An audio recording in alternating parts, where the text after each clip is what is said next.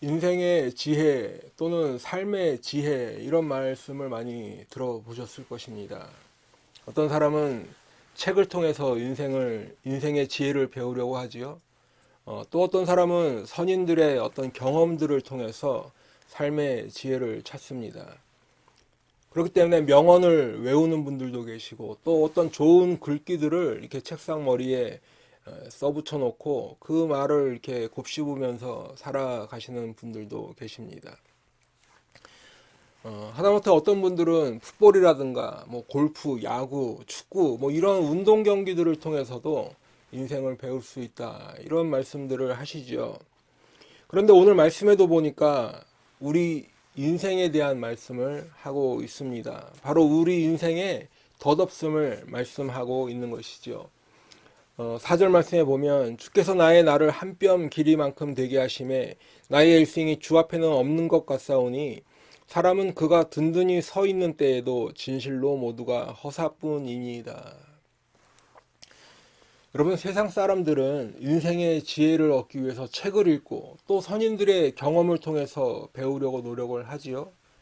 하지만 세상 사람들이 말하는 이러한 인생의 지혜는 어떻게 보면 이 땅에서 살아가기 위한, 이 땅에서 우리가 살아갈 때에 어떤 인생을 살아갈까 하는 그런 거에 관한 고민일 것입니다.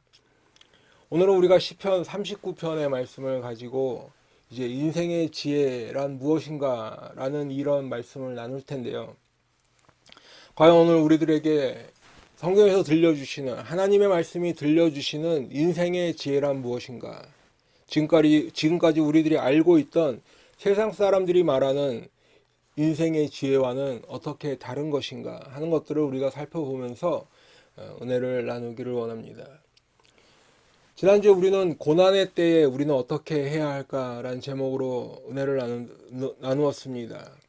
지난주 본문 말씀에 따르면 다윗이 당하는 고난이 있었는데 그 고난은 하나님의 징계 때문이었다 말씀하였지요.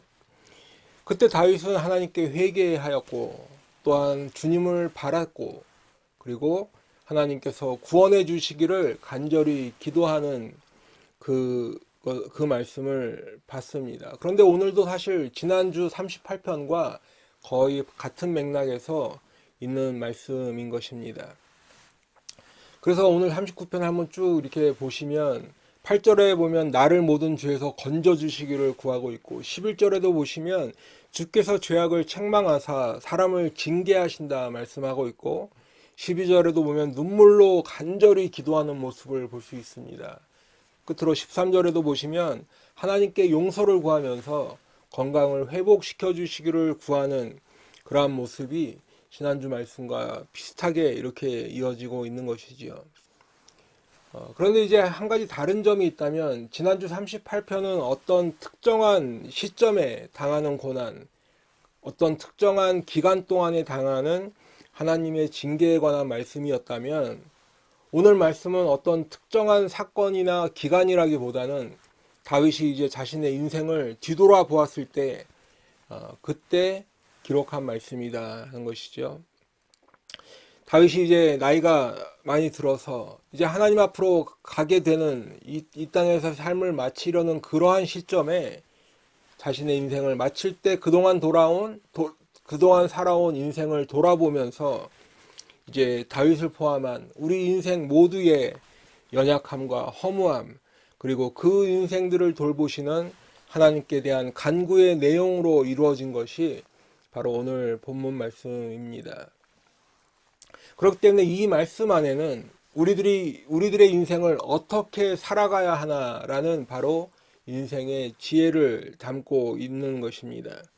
그러면 오늘 말씀이 전하는 우리 인생의 지혜란 무엇입니까? 첫 번째는 말과 행동을 조심하고 범죄하지 않는다 하는 것입니다.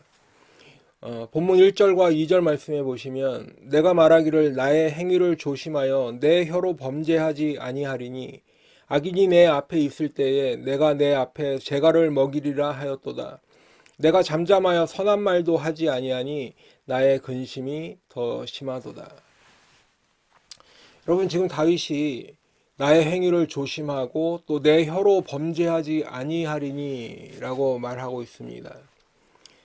여러분, 말과 행동을 조심하자, 또 범죄하지 않는다라는 것은 사실 세상 모든 사람들도 삶의 지혜라고 여기는 그러한 부분이지요. 세상 사람들도 말과 행동을 가려서 해야 한다고 말하고 있고, 또 말과 행동으로 범죄하지 말아야 된다라고 이야기합니다. 그런데 지금 본문은 그 이유를 말씀하고 있는데, 그 이유가 세상 사람들이 말하는 것과는 좀 다른 측면입니다. 여러분, 지금 말과 행동을 조심하고 범죄하지 않는다 했는데 왜 그렇게 해야 됩니까? 바로 악인이 내 앞에 있을 때 그렇게 해야 된다는 것입니다. 우리들이 말과 행동을 조심해야 되는데 언제 그래야 하느냐? 바로 악인이 내 앞에 있을 때라는 것이죠. 악인이 내 앞에 있을 때 내 입에 재갈을 먹이리라 라고까지 했는데, 여러분, 재갈을 먹인다는 것은 하나의 비유이지요. 그것은 이제 입을 싹 닫아버리겠다는 그런 의미입니다. 여러분, 그렇다면 왜 악인 앞에서 입을 닫아버릴까? 내가 잠잠하여 선한 말도 하지 않는다라고까지 했는데 그 이유가 무엇입니까? 이것은 단순히 악인 앞에서 그 사람이 내 말을 책잡을까봐, 내 말을 어떤 그 재료 삼아서 또 다른 뭔가를 만들어낼까봐 그게 겁이 나서 입을 닫는 것이 아니라, 이것은 우리가 여기서 주목해서 봐야 할 것이 있는데, 바로 악인 앞에서 입을 닫는다. 그 이유는 잠잠하여 선한 말 하지 않는다. 그래서 근심이 더 심하다라고까지 했죠. 여러분, 그런데 여기서 우리가 주목해야 할 것은 바로 악인이 누구인가 하는 것입니다.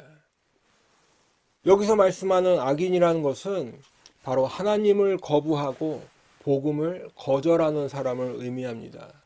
우리가 데살로니가 후서 1장 8절에서도 봤듯이, 그 데살로니가 후서 1장 8절에서 말씀하는 하나님을 모르는 자, 또 우리 주 예수 그리스도의 복음에 복종하지 않는 자, 다시 말하면 하나님을 믿지 않기로 결심하고 예수 그리스도의 복음을 거절하는 사람을 의미하는 것입니다. 그런데 지금 성경은 그런 사람들 앞에서 잠잠하라 말씀하고 있습니다. 여러분, 우리는 사실은 만나는 사람마다 다 복음을 전해야 하고 그 사람들에게 예수 그리스도를 증거하는 이 복음 전도자로서의 삶을 살아야 합니다. 하지만 여러분, 말씀을 전하다 보면 아주 완강하게 복음을 거부하는 분들이 계시죠. 또 다른 면에서 완강하지는 않지만 아주 그냥 믿을 듯 말 듯 이렇게 하면서 소위 얘기하면 좀 속된 말로 깐족대고 간을 보고 막 이렇게 하면서 조롱하는 사람들까지도 있는 것을 보게 됩니다. 그런데 지금 그 사람들에게는 더 이상 복음을 전하지 말라, 침묵하라, 이런 말씀입니다.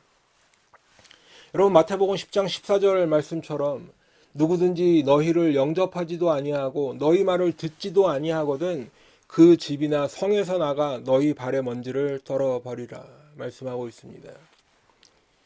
여러분, 우리가 복음을 전해야 합니다. 예수 그리스도를 증거해야 합니다. 누구든지 만나면 그렇게 해야 합니다. 그런데 우리가 복음을 전하고 예수 그리스도를 증거할 때 다 받아들이지 않죠.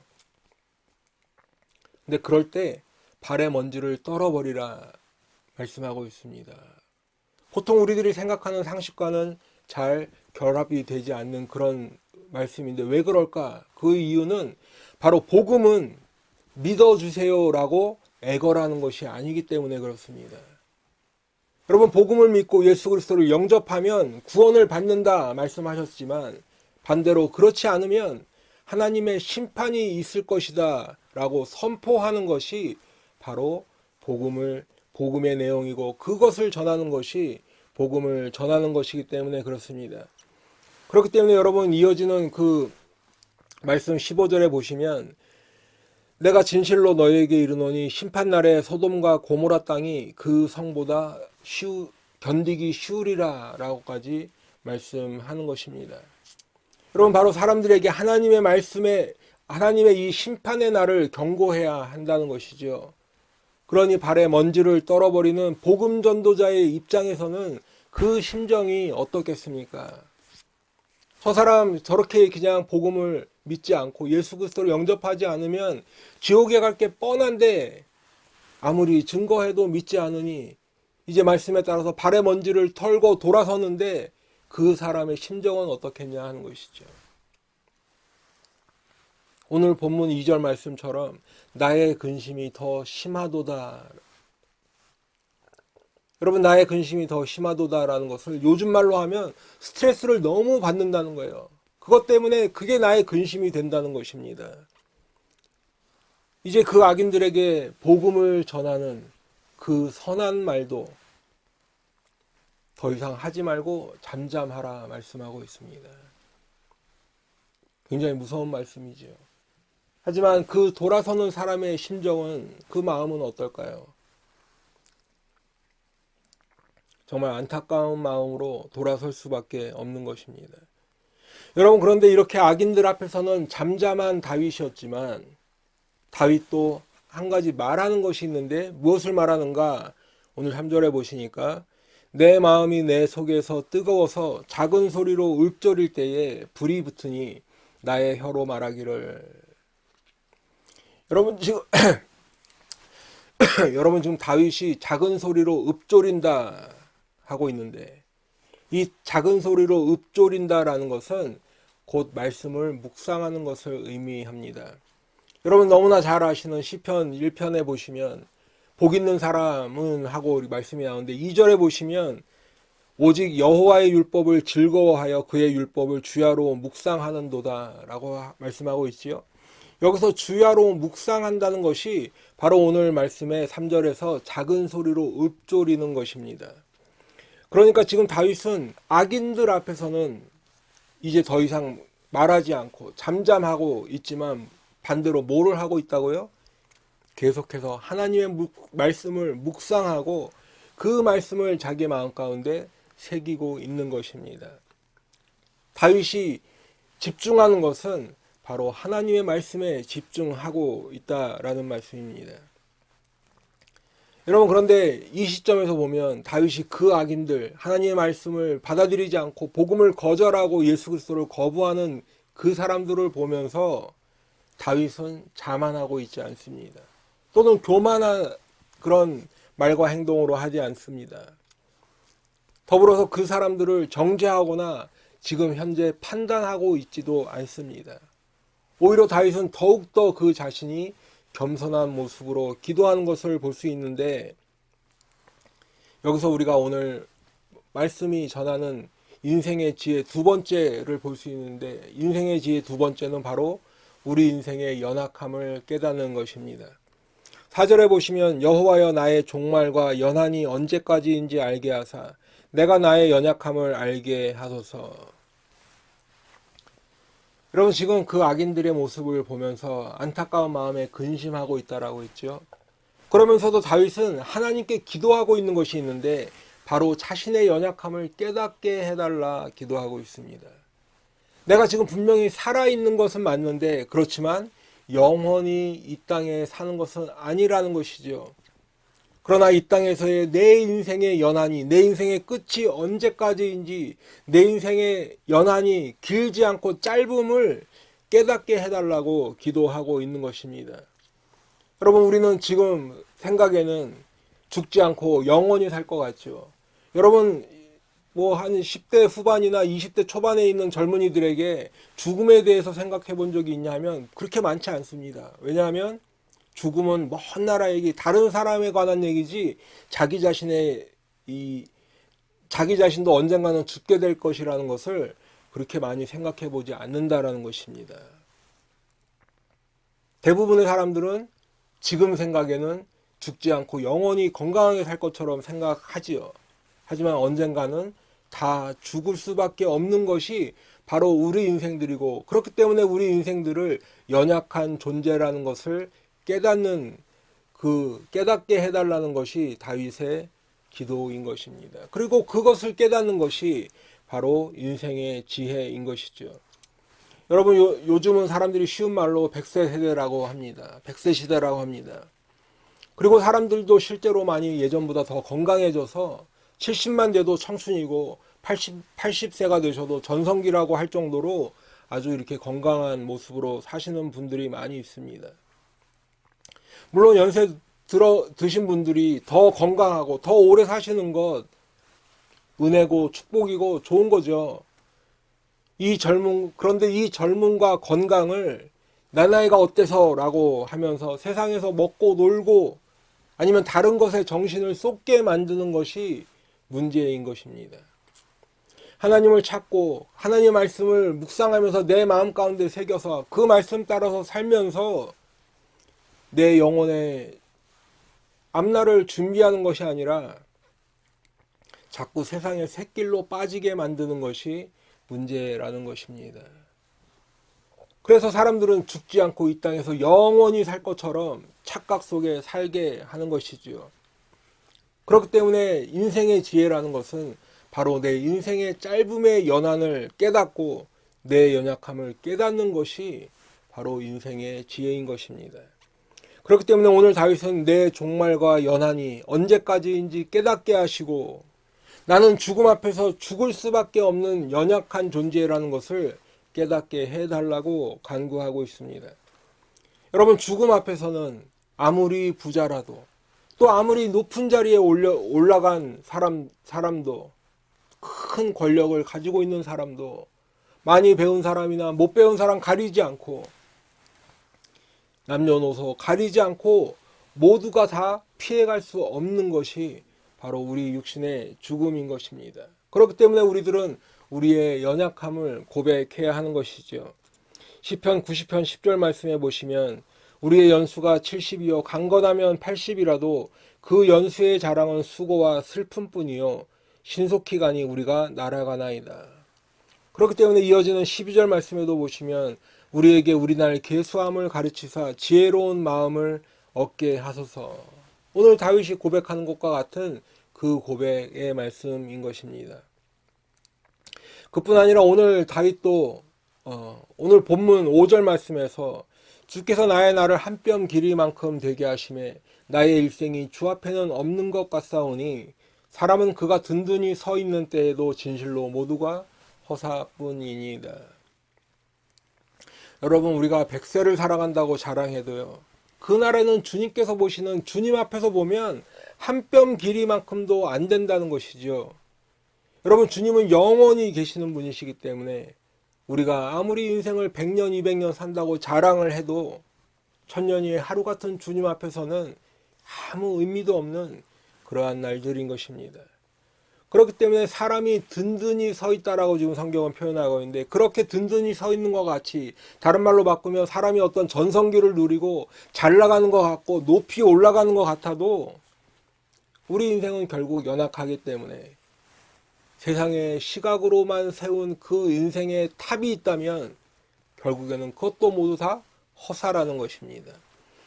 여러분, 전도서 1장 2절에 보시면 전도자가 이르되 헛되고 헛되며 헛되고 헛되니 모든 것이 헛되도다 라고 고백한 것처럼 오늘 말씀은 우리 인생의 덧없음과 연약함을 오늘 다윗도 고백하고 있는 것이죠.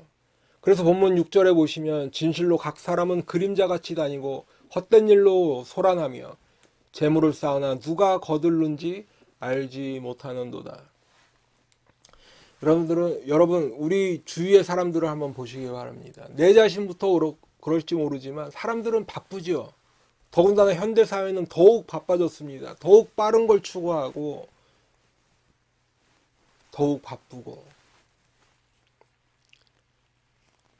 분주하게 다니고 하지만, 그래서 이 일 저 일 많이 하고 하지만 정신이 없습니다.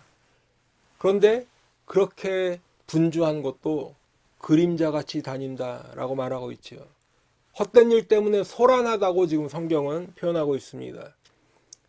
그러면서 그렇지만 사람들은 바쁜 가운데서 더 부자가 되려고 노력합니다. 더 많은 재물을 더 많이 쌓아두려고 노력합니다.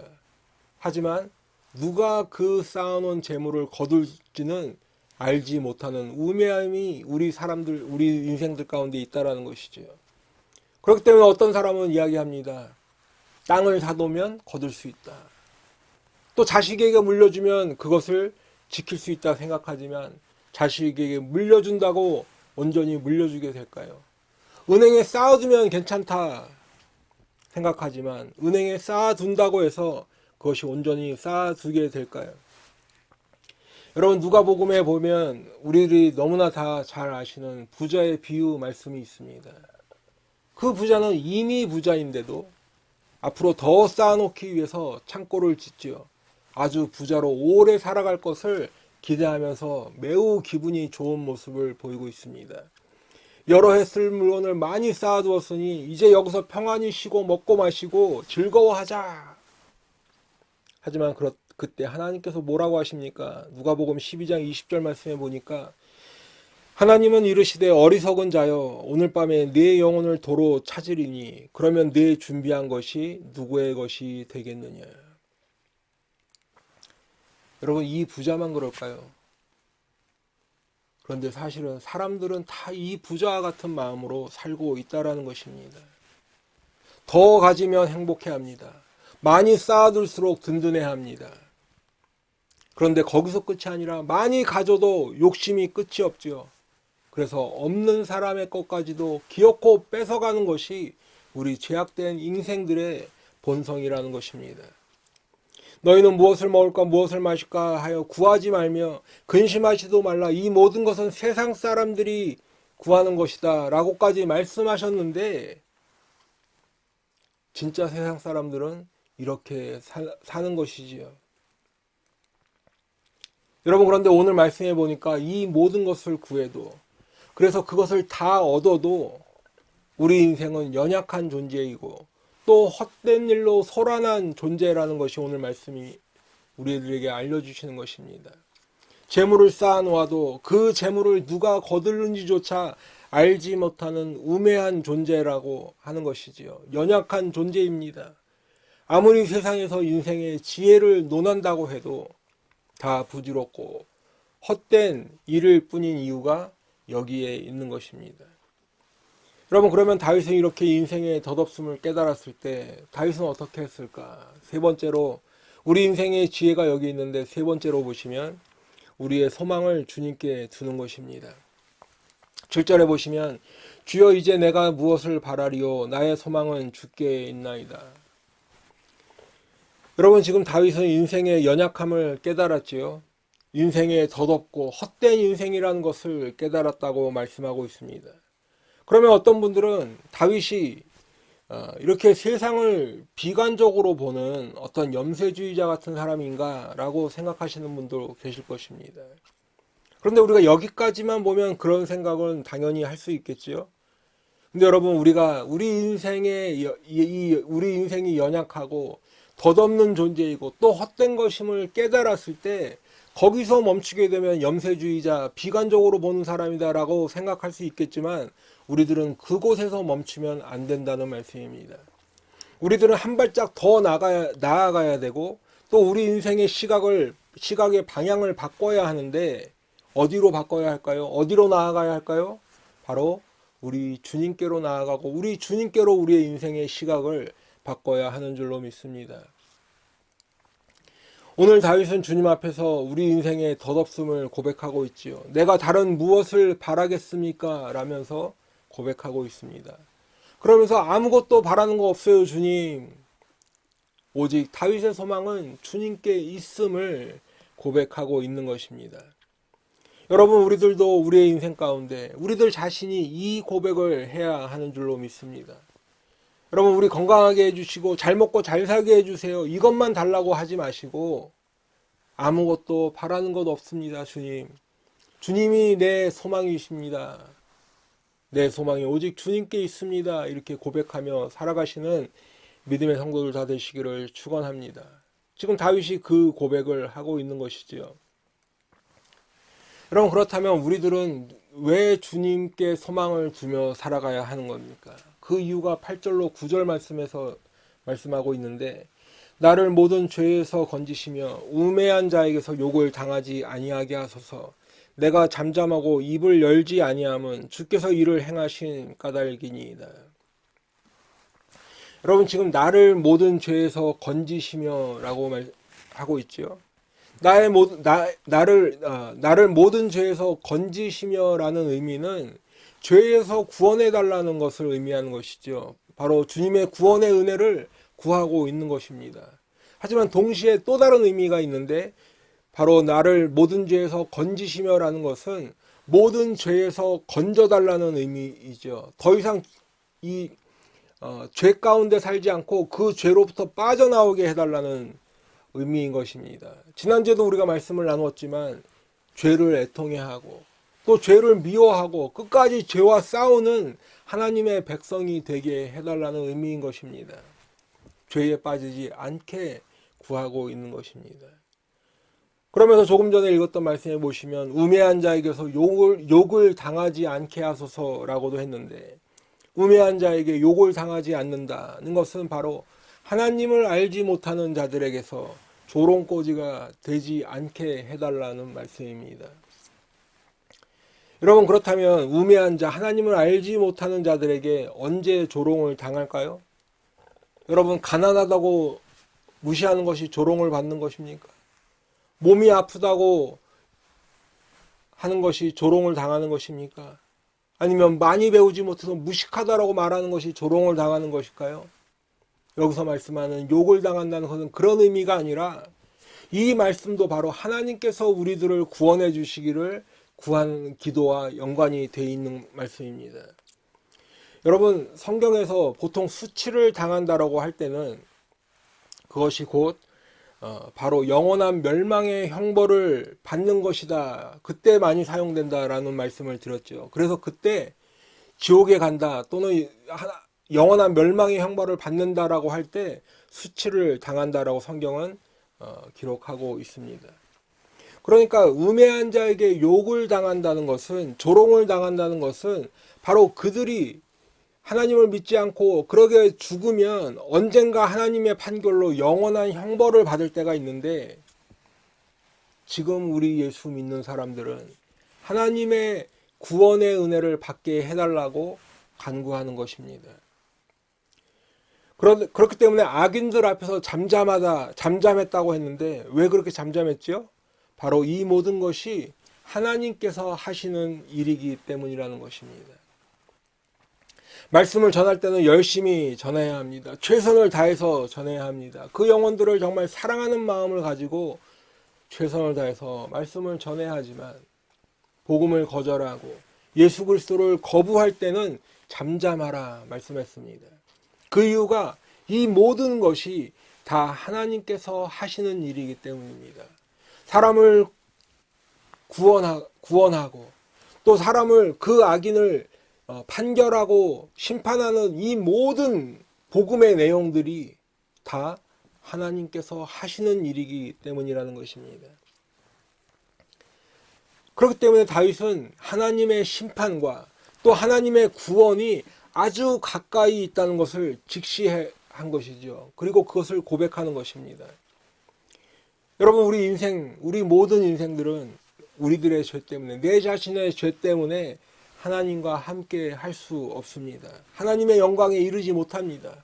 하나님과 함께 할 수 없고 하나님의 영광에 이르지 못한다라는 것은 결국은 지옥에 가는 영원한 멸망의 형벌을 받게 되어 있다는 것이죠.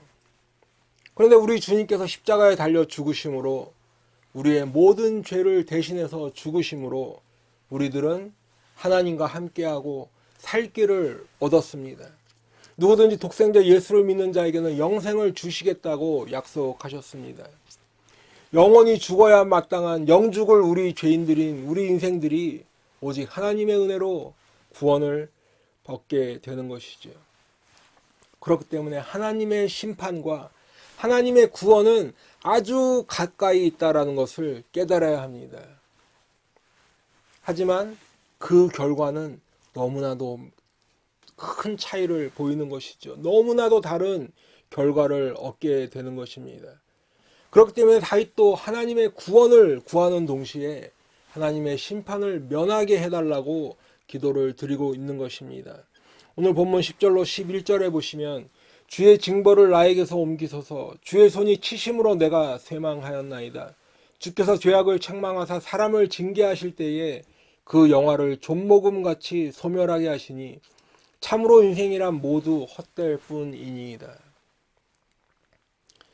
나는 너무나도 당연하게 구원을 받아, 아니면 나는 구원받을 자격이 충분해, 이렇게 말하는 것이 아니라, 여러분 우리가 보면 어떻습니까? 다윗과 같은 훌륭한 왕은 정말 구원받을 것을 너무나도 당연히 여겨도 될 것 같은데, 지금 다윗의 모습을 보면 다윗조차도 그런 모습이 아니라는 것이죠.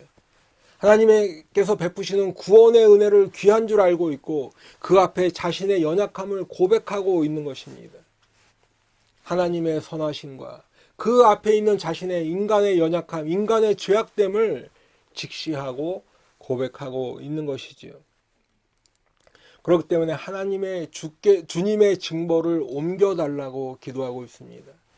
주님께서 그 손으로 치시면 자신도 쇠망하는 것, 죽는 존재임을 고백하고 있는 것이지요. 자신의 연약함을 드러내고 주님의 권위를 인정하고 있는 것입니다. 주님의 심판과 판결 앞에는 모든 인생들은 죽을 수밖에 없다라는 존재들, 헛된 인생뿐임을 고백하고 있는 것입니다. 그렇기 때문에 다윗은 간절히 기도합니다. 눈물로 기도하고 있는데 인생의 지혜가 네 번째로는 나의 모든 죄를 회개하고 주님의 용서하심과 구원을 구하는 것입니다. 오늘 본문 12절에 보시면 여호와여 나의 기도를 들으시며 나의 부르짖음에 귀를 기울이소서. 내가 눈물 흘릴 때에 잠잠하지 마옵소서. 나는 주와 함께 있는 나그네이며 나의 모든 조상들처럼 떠도나이다. 여러분 지금 다윗이 눈물로 간구하며 주님께 귀 기울여 달라고 응답해 주실 것을 구하는 이유는 바로 다윗 자신이 아무리 용맹한 군사였음에도 모든 것을 다 누렸던 왕이었음에도 불구하고 자기 자신은 그저 앞서 살아갔던 조상들처럼 떠도는 인생을 사는 나그네일 뿐임을 고백하고 있는 것입니다. 여러분 사실 이와 같은 다윗의 고백은 우리들도 동일하게 해야 하는 줄로 믿습니다. 여러분 사람들은 이 땅에서 잘 먹고 잘 사는 것을 추구하죠. 누구나 그것을 다 바라고 있습니다. 그렇기 때문에 그 안에서 잘 처세하는 것을, 처세를 잘하는 것을 인생의 지혜라고 합니다. 그 성공을 위해서 때로는 다른 사람을 이용하기도 하고 다른 사람과의 경쟁에서 어떻게 해서든 이기려고 노력하고 그래서 그렇게 하다 보면 때로는 불법과 편법 사이를 경계선을 왔다 갔다 하면서 이렇게 사는 것을 삶의 지혜라고도 합니다. 하지만 우리 성도들은 이 땅에 소망을 두지 않고 하나님의 나라에 소망을 두며 살아가야 할 줄로 믿습니다. 사도 바울이 말한 것처럼 우리들의 시민권은 하늘에 있기 때문입니다. 그렇기 때문에 세상 사람들이 사는 그러한 삶의 방식, 그러한 삶의 지혜를 따라 사는 것이 아니라 하나님의 나라의 원리, 하나님의 나라의 지혜를 따라 이 세상을 살아가야 하는데, 그렇기 때문에 베드로전서에서도 보면 각 지역에 흩어져 사는 성도들을 가리켜서 나그네라고 표현하고 있는 것이죠. 여러분 히브리서 11장에서도 보시면 믿음의 선조들에 대한 말씀을 하면서 11장 13절에 보니까 땅에서는 외국인과 나그네임을 증언하였으니 그들이 이같이 말하는 것은 자기들이 본향 찾는 자임을 나타냄이라. 여러분 바로 모든 믿음의 선조들이 이 땅에서는 나그네일 뿐이라고 증언했다 말씀하고 있죠. 왜냐하면 그 믿음의 사람들이 찾고 있는 것은 이 땅에 있는 어느 부유한 땅을 찾고 있었던 것이 아니라 바로 하늘에 있는 우리들이 언젠가는 돌아가야 할 본향을 찾는 사람들이었다라는 것입니다. 그렇기 때문에 오늘 다윗도 이러한 것을 주님께 고백하면서 눈물로 간구하고 있는 것이지요. 오늘 이제 마지막 13절의 말씀에 보시면 주는 나를 용서하사 내가 떠나 없어지기 전에 나의 건강을 회복시키소서.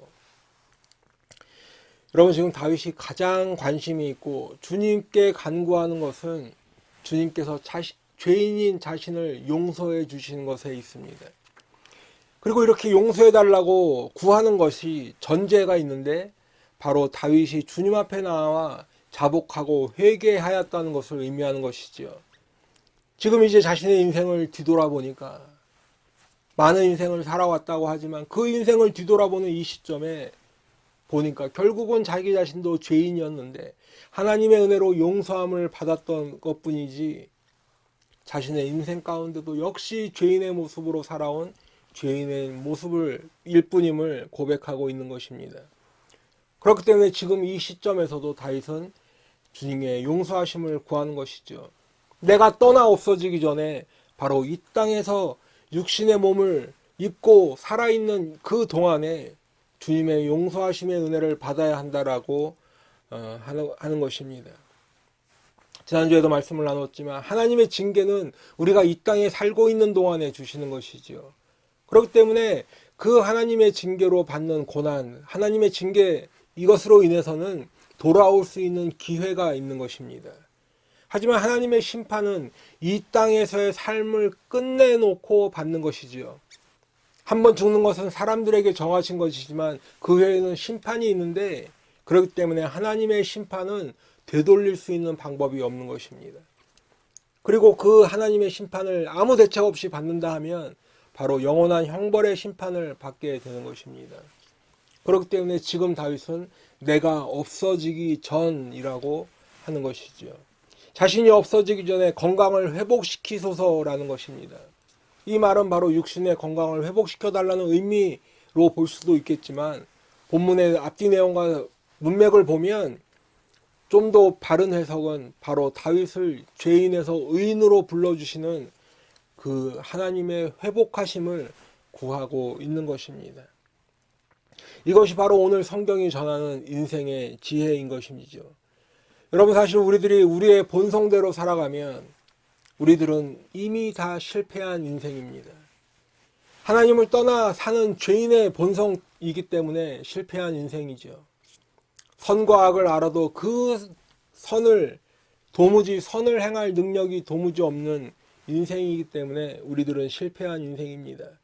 그렇기 때문에 우리들의 본성을 가지고 우리들의 인생을 살면 결국은 멸망하게 되는 실패한 인생이지요. 하지만 오늘 다윗이 구하는 것처럼 우리들의 영혼이 주님의 은혜로 다시 주님과 함께 하게 되는 그 은혜를 받는 것이 바로 우리들이 구해야 하는 회복인데 그 주님의 회복하심을 구하는 것이 바로 우리 인생의 회복인 것을 꼭 믿으시기 바랍니다.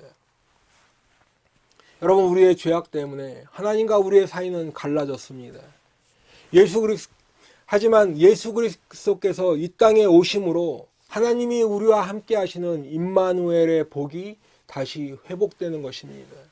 그리고 십자가에서 우리를 대신해서 죽으심으로 그 예수를 믿는 자들에게는 하나님의 백성으로 하나님의 자녀로 불러주셨는데 이제는 마지막 날에 그 하나님의 백성 다 부르셔서 하나님의 나라에서 하나님과 영원히 함께 하게 되는 그 아름다운 관계로 회복시켜 주신다고 성경은 말씀하고 있습니다.